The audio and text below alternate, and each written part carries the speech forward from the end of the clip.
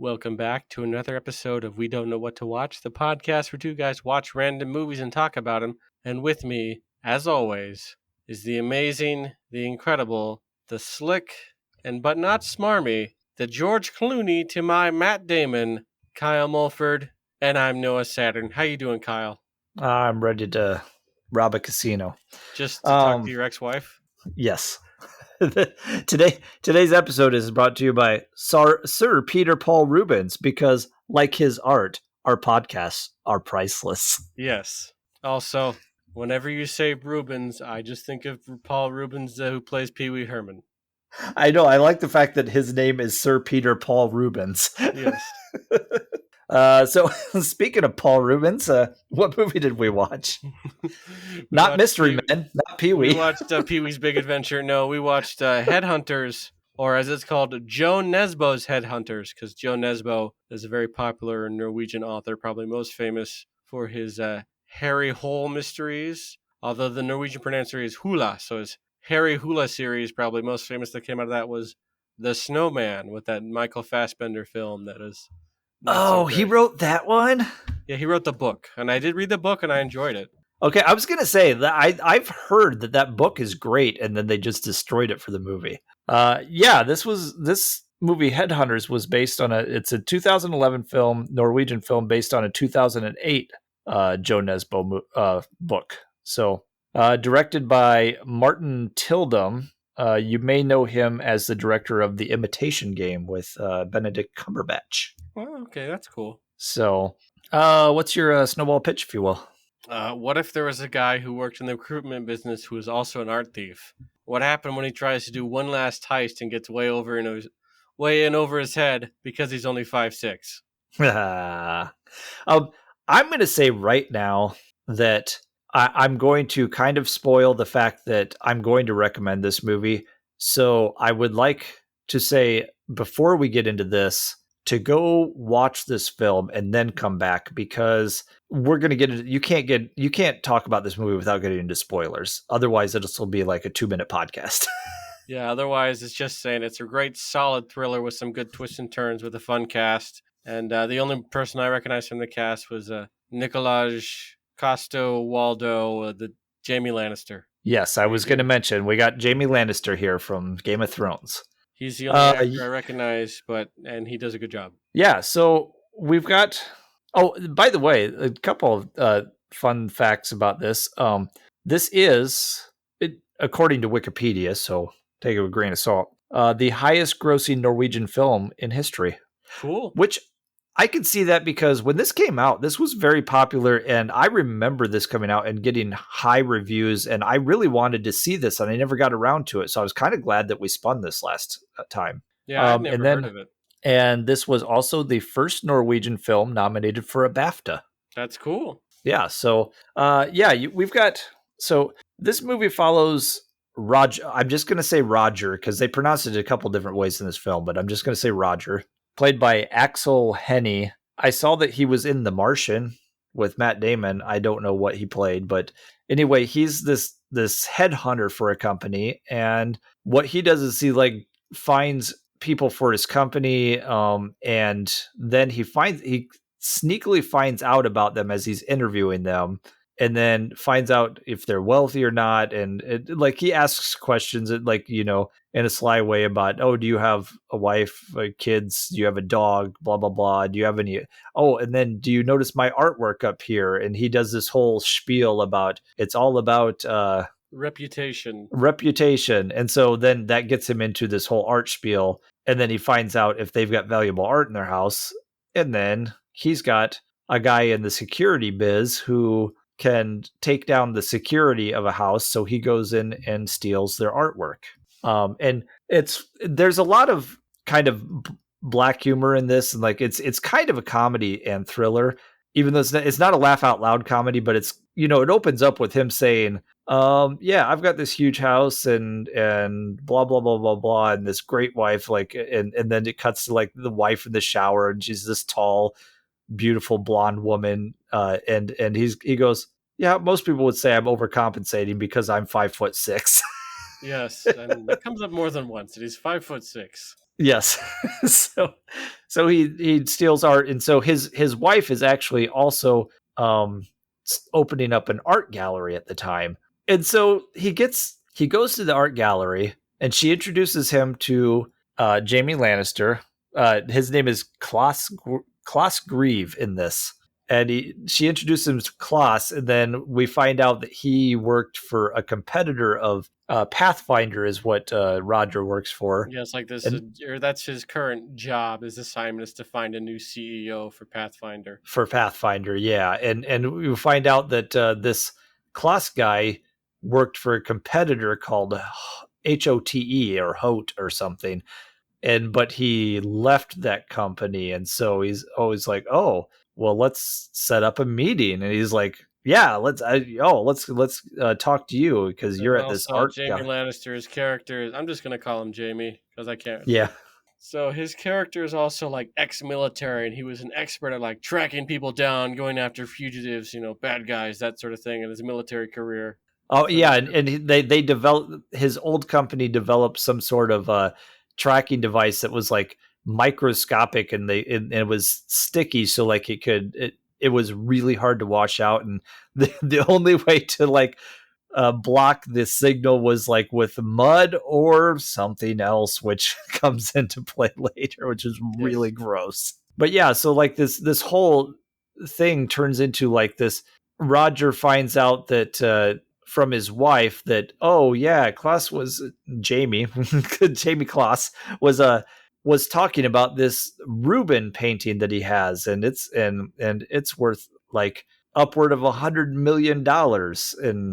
And he's like, oh man, this, like, everything I've been stealing so far is like just kept me afloat, but I need the big score. yeah, this is the one last score, then I'm out. Yeah, but then he got a little nervous when he heard, like, when he interviewed Klaus, and was and he was all telling him about all the tracking and the military experience and all this stuff, and is like, okay, I'm a little nervous about this, but oh, it's such a big score. So he calls up his security buddy Uva, and they set it up, and Oof they is such a weird guy. It's like this weird party guy who's also like has a thing for this Russian prostitute, and he has like guns all over his house and his cabin because he just thinks guns are amazing. You should always carry protection. Keeps like and a gun in the refrigerator.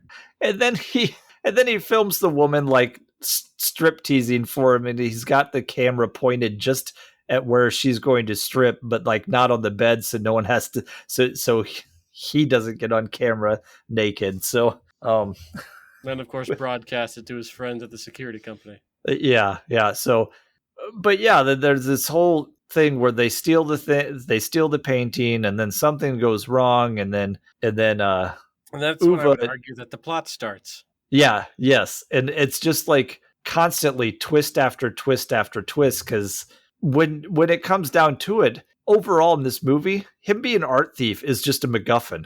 Like Yeah, it nothing. It has doesn't no really bearing matter on about this the movie. painting because the real What was movie that? starts after he's stolen the painting, and then that's when Klaus figures it out, and then he starts hunting Roger, and that's arguably where the real meat of the story is. Yeah, because he's tracking him down, and then Roger is like, "Oh shit!" And well, he sees his wife's phone in the apartment of Klaus, and was like, "Oh crap! They were working together, and she put the microscopic trackers in my hair when she touched She's my hair." cheating on me, Yeah, and we're just going to disregard the fact that I've been cheating on her with some other woman. But don't worry about that.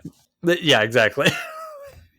if you, I think if you think about the plot too much of this film, it probably falls apart in places. But the thing about this movie is, it just, once you hit that point where he's stolen the painting, it just goes, and it's like twist here, twist here, twist here. Let's go, let's go. There's a chase. There's it's a thriller, like in the best sense of the term, because like he's being hunted down by this military guy now, and it's just paced so well that you don't care about any plot holes, and you are just really enjoying the ride of this You're movie. in, yeah, you're on for the ride and the roller coaster. And the surprising part of this movie, this has a lot of plot. It can be a little dense, but it's only an hour and 40 minutes. Yeah, it's not a long watch. Yeah.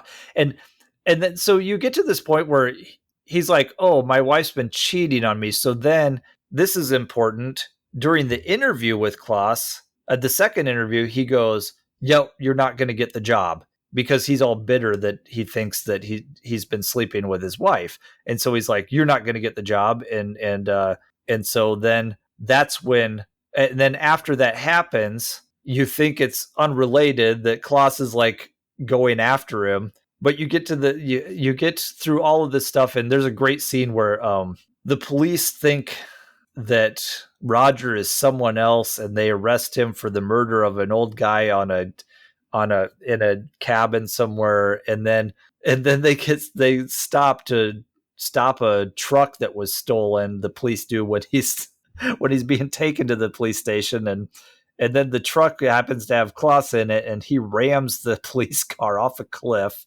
And so like just crazy sequences like that. And then there's a scene where he has to hide in an outhouse, and then he ducks himself he puts a toilet tube roll in his mouth and then ducks himself all the way into the shit and breathing through the tube. Gross. And he's in there for 5 minutes, so then he has to crawl out and is covered in poop. It's so disgusting. so bad. But yeah, like so then all of this is happening, and Roger is thinking that he's after him because he stole his painting. Well, it's a comedy of errors, because the only reason Klaus is after him is because he was still actually working for Holt and was trying to get into Pathfinder as a spy. And when Roger didn't give him the job, that's why he started tracking him. It had nothing to do with the painting. So the whole art thief thing was all a red herring. Yeah, and then it turns out it wasn't even an original. It was like some crappy reproduction.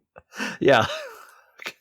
So, and that was only to get, because I don't even, that's the part where I was like, it was somehow to get him interested in him, but I don't know. I think it might have been just to get, because he knew his wife was opening an art gallery, so that would interest him to seek him out for the job at Pathfinder and stuff. So by going to the gallery. Yep. But yeah, it just, and then you find out that like the girl that Roger was actually cheating with was actually the one who was working for Klaus against her will the whole time. And she's the one who actually put the trackers in his hair. and it's just like I said, twist after twist. And there's so much, the twists are so fun. It's just like, okay, let's go with that. Yeah, because to finally get rid of the tracker after he's been in this horrible car accident, the only survivor killed 3 cops. Yeah. And then he goes and he gets in a fight with Uwe earlier in the movie and accidentally shoots him in the head. Uwe, he thinks Uwe is poisoned to death at one point, so he tries throwing him in the river, and then it's like, oh, you didn't get the full poison injection, so the river kind of revived you. And then now he's drowning, so he has to go save him. And then he gets him all the way back to his house just to accidentally shoot him in the head anyway. So now he's dead. And then that all plays later with setting up this whole thing with Klaus, where he goes and Roger cleans up the crime scene and gets Klaus to stand where the camera is. And then he has his whole setup where his wife he finds out that his wife wasn't the one who framed him or tracked him. And so she worked with him and got some blanks into the gun. And then they had a firefight, and it looks like Klaus was actually shooting at Uwe because you could only see Klaus on the video at the security thing. And so then then the police are like, oh, we caught our art thief, because that all led to, these are the people that have been stealing all the art in our town and community. And so then he gets away and I like how they explain that at the end. It's like, there are holes, but this cop really wanted this case solved. So he kind of ignored those and was like, hey, I solved it. Why? Because he needed to protect his reputation. His reputation. Yes. So, this has so much fun going on in this I think that's film. A good word for it. It is fun. And there is little comic beats that are kind of dark comedy to keep you invested, and then the twists and turns, like I said, come at a fast pace, and just like bam, bam, bam, bam, bam, and then like I just loved the end where it was you get back to, oh, the whole art thief angle didn't have anything to do with anything actually. It was all about this guy trying to become Yeah, a corporate spy in espionage. his Yeah. in the Pathfinder company.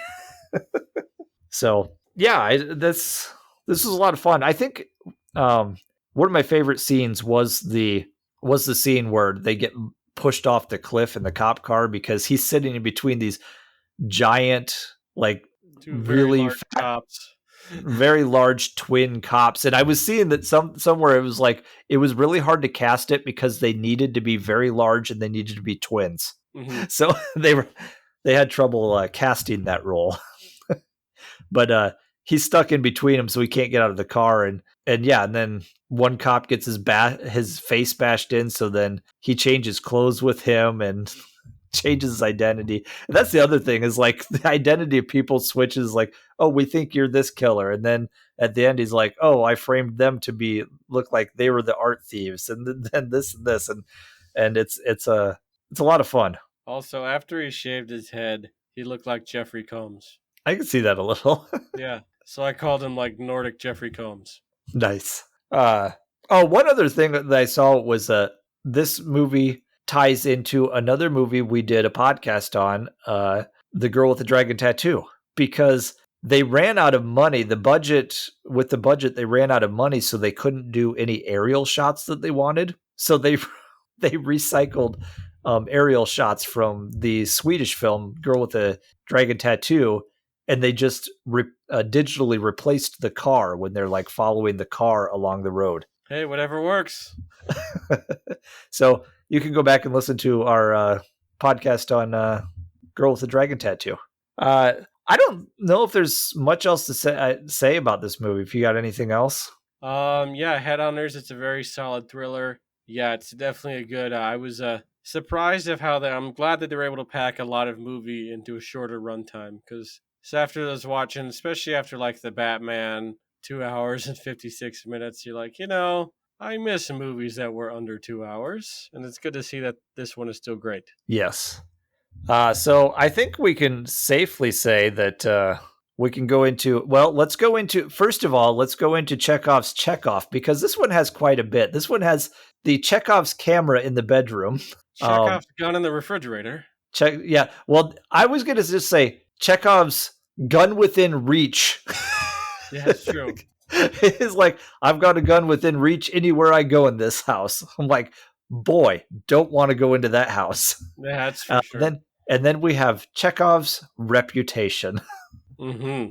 Because it's all about reputation, Noah. Exactly. So yeah, let's go into whether we recommended this movie or not. And I'm going to say yes. This is going to be one of those that okay. My new rating system. I'm going to say spend the money to rent this. If you luckily this is on streaming because that's what we do with this podcast. But if it ever leaves, I would recommend spending the few bucks to rent this one. Yep, this definitely is this makes you want like, maybe I should check out the book. So yeah, definitely, yes. I'd agree with you. High recommend. If you can find it, definitely check it out. It's a lot of fun. And this is on, as of the recording of this podcast, it's on Tubi. So hopefully it's still there if someone listens to this podcast. And it was on several other ones. I can't remember what else because that's what I watched it on. And it was also on like Tubi, Fubo, Canopy. Yeah. And for people who don't like subtitles, Tubi actually had the subbed and the dubbed version. Yes. I ended up watching the dub because it was easier for me to write notes. Yeah, I'm glad that this movie was so memorable because I watched the original sub version because especially with animation I can do dubbed, but with I have trouble with watching dubbed foreign films. It's harder to do live action because you can't change the mouth movements. Yeah, so I watched the subbed version and didn't write a single note. But luckily for me with this film, this is one of the better ones we've watched in quite a while. And so I remembered a lot of this movie just because it was such a fun ride. So, but yeah, recommendations. So why don't we go into what we'd put as a double feature?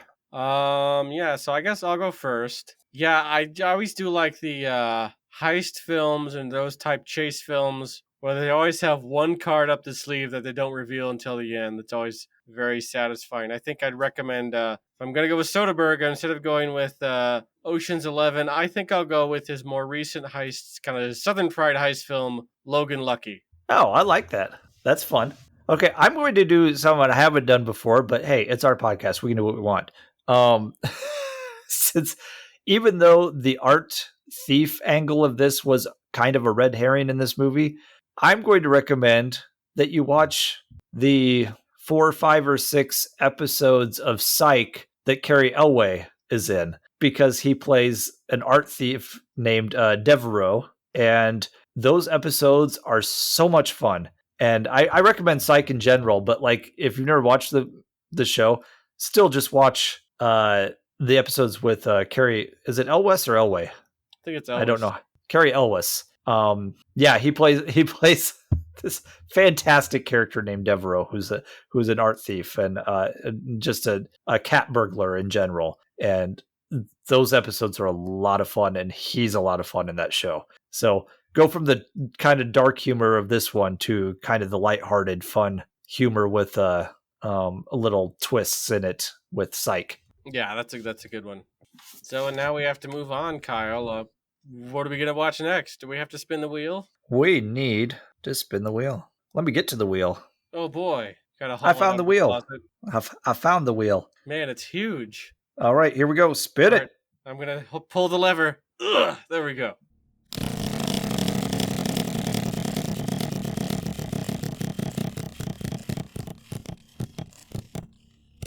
Spin, all right. spin. We have got Nedumaran. Sorry about this. Rajangam Mara sets out to make the common man fly, and in the process takes on the world's most capital-intensive industry and several enemies who stand in his way. Okay. What year? This is a 2020 film from India. Cool. I was talking about watching more Indian films. It's on Prime Video, so on Amazon Prime, and it's called Surarai Patru, and I probably butchered that. All right, can we spell it just for any listeners who want to watch along? Soorarai is the first word, and then Pottru. And the little poster for this looks like it says it's an Amazon original movie. Huh, cool. So yeah, this is a little longer. It's 2 hours and 29 minutes. Hey, that's short for an Indian film. That's true. So yeah, we'll get a 2020 Indian film on Amazon Prime. All right. Hey, and maybe next time, we talked about this before, but I did recommend the Bahubali films on Netflix, so it could be an all Indian film all the time. Sweet. Okay, well this one should be fun. We'll see. But in the meantime, you can catch us online on Twitter at AwesomeKM. And I'm at Noah_Saturn, and it's spelled Satern. And we're on Instagram at We Don't Know What to Watch. You can email us, we don't know what to watch at gmail.com. Let us know what you thought of this movie. Did you go out and watch it before you listened to us? Comment below. Like, subscribe, all that stuff. Let us know what you thought of the film. And until next time, I'd stake my reputation on this podcast. It's all about reputation and shaving your head.